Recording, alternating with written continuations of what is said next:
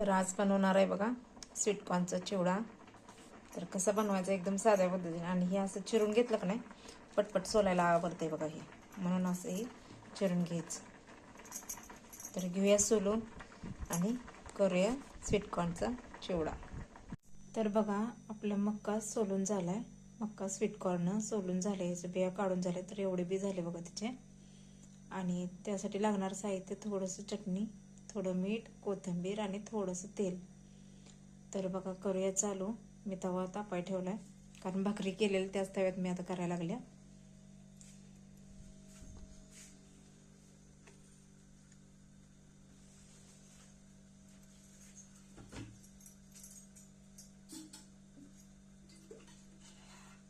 तर बघा आपल्याला तेल अगदी थोडं घालायचं आहे।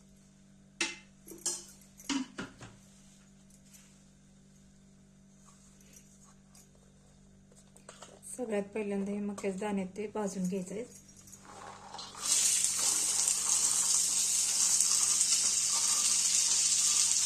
बघा आपली तब्येत वगैरे बरी नसल्या, तोंडाची चव वगैरे गेले का नाही, ते चवीला एकदम छान लागते बघा हे।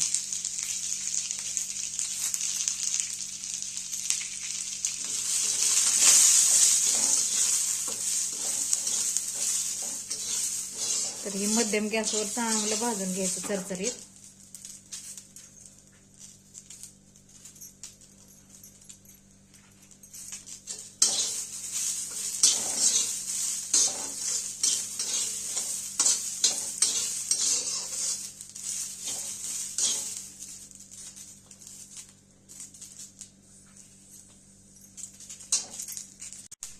तर बघू शकता इथं आपलं चरचरीत मक्का भाजून झाले ते। हे बघा हे असं डाग पडूपर्यंत भाजलेत मी। आणि आता ह्याच्यात थोडंसं मीठ टाकूया चवीनुसार, चटणी तुम्हाला जर तिखट पाहिजे, थोडं मध्यम पाहिजे तशा। तर मी इथं थोडीशी चटणी टाकले। ती चटणी आणि मीठ अगोदर टाकायचं ना, कारण ते असं करपलं जातं, त्यामुळं सगळ्यात मागं भाजून झाल्यानंतर का नाही मग टाकायचं। गॅस बंद करून टाकलं तरी चालतंय, बारीक गॅसवर टाकलं तरी चालतंय। आणि आता हे सगळं थोडं गार झालं का नाही, नंतर मग आपण कोथिंबीर टाकायची। तर बघा हे चिवडा एकदम मस्त आणि छान असं लागतोय। आणि आजारी वगैरे पडलं, तोंडाची चव वगैरे जाते बघा आपली, त्यावेळेस खाण्यासाठी खरंच खूप छान असं आहे।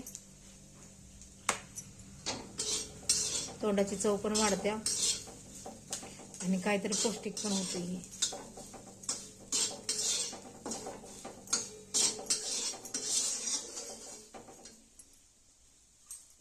तर आता कोथिंबीर टाका।